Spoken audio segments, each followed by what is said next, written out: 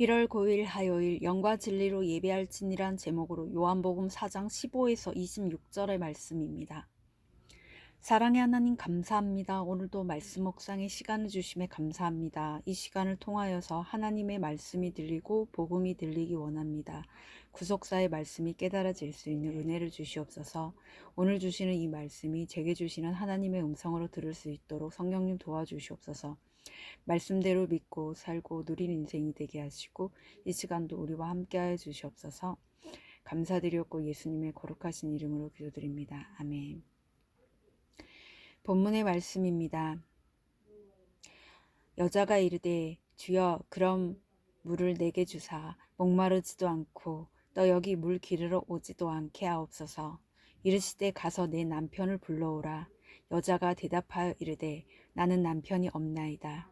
예수께서 이르시되 내가 남편이 없다 하는 말이 옳도다.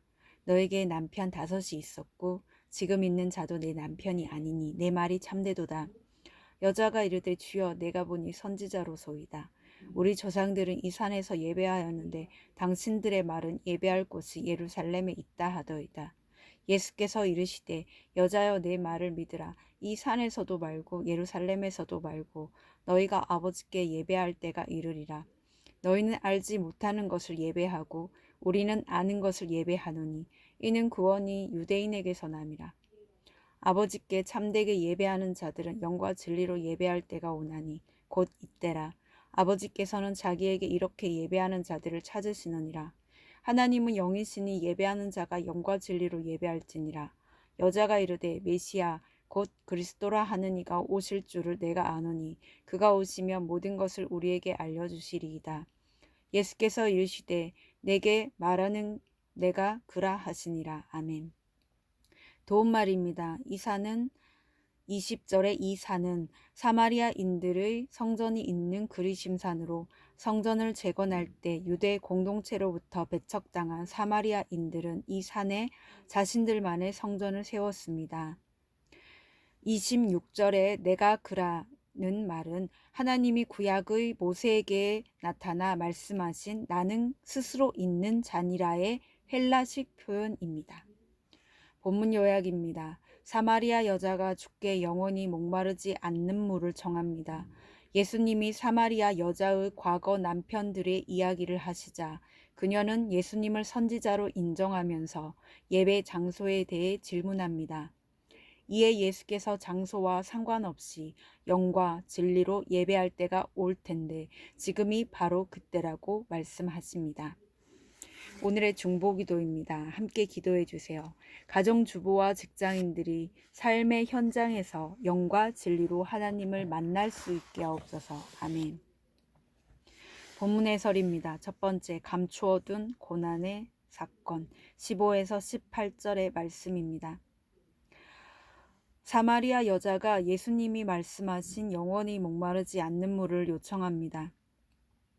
그러나 그녀는 그 물을 그저 육체의 목마름과 노동의 수고를 해결해 줄 수단으로만 생각했습니다. 그때 주님이 그녀에게 가서 내 남편을 불러오라고 하십니다. 남편이 없다고 하는 그녀의 대답에 주님은 과거 5명의 남편 이야기를 하시면서 그녀가 감추어둔 고난의 사건을 드러내십니다. 영원히 목마르지 않는 물을 마시려면 먼저 내 수치와 상처, 죄가 드러나야 합니다. 적용 질문입니다. 영생의 물을 마시고자 내가 주님 앞에 드러내야 할 나의 고난과 수치는 무엇입니까? 두 번째, 기복의 예배 장소 19에서 22절의 내용입니다. 사마리아 여자는 자신의 과거가 드러나자 예수님을 선지자로 고백합니다. 그리고 자기 민족인 사마리아인들이 드리는 그리심산에서의 예배와 유대인들이 드리는 예루살렘에서의 예배 중 어디에서 드리는 예배가 진정한 예배인지를 질문합니다. 이에 예수님은 예배의 장소가 중요하지 않다고 말씀하십니다. 더불어 구원이 유대인에게서 나온다고 말씀하십니다. 참된 예배는 기복적인 형식으로 드리는 것이 아니라 예수님과 구원을 중심에 두고 드리는 예배입니다. 적용 질문입니다. 나의 예배는 그리심산이나 예루살렘에서 드리는 예배입니까? 아니면 예수님을 중심에 모시고 드리는 예배입니까? 세 번째, 사건이 예배가 되어 23에서 26절의 내용입니다. 예배 장소에 집착하고 있던 사마리아 여자에게 예수님이 참된 예배의 방법을 가르쳐 주십니다. 그것은 영과 진리로 예배하는 것입니다. 하나님은 영이시기 때문에 시간과 장소에 갇히지 않으십니다.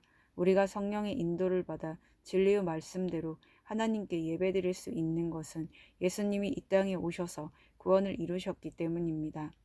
사마리아 여자처럼 고난의 사건으로 예수님을 만나 그분이 나의 메시아이심을 인정하게 될 때 비로소 영과 진리로 예배하게 됩니다.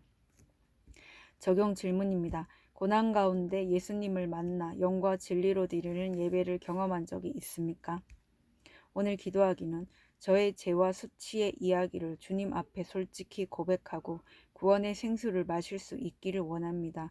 예배를 드리면서도 여전히 기복에 젖어 나의 그리심상과 예루살렘을 비교하며 찾았던 모습에 용서해 주옵소서.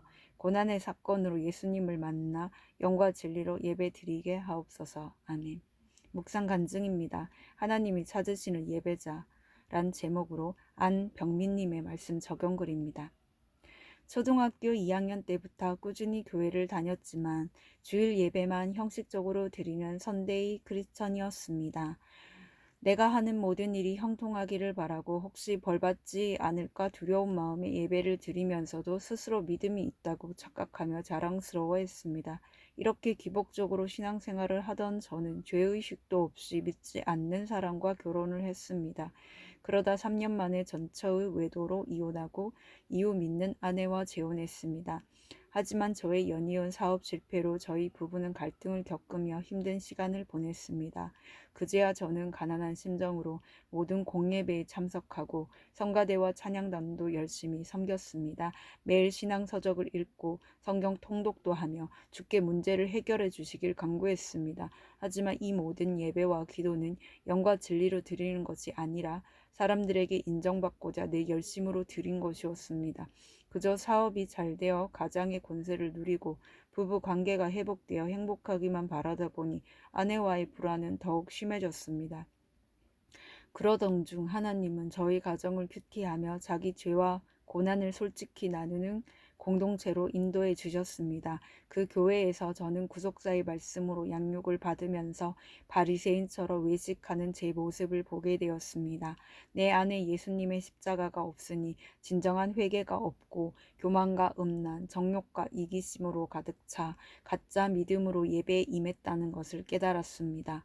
예수님은 영과 진리로 드리는 예배가 참된 예배라고 말씀하시는데 저는 그동안 겉으로만 성령 충만한 척하면서 말씀으로 상대를 정죄하여 아내와 자녀들에게 많은 상처를 주었습니다.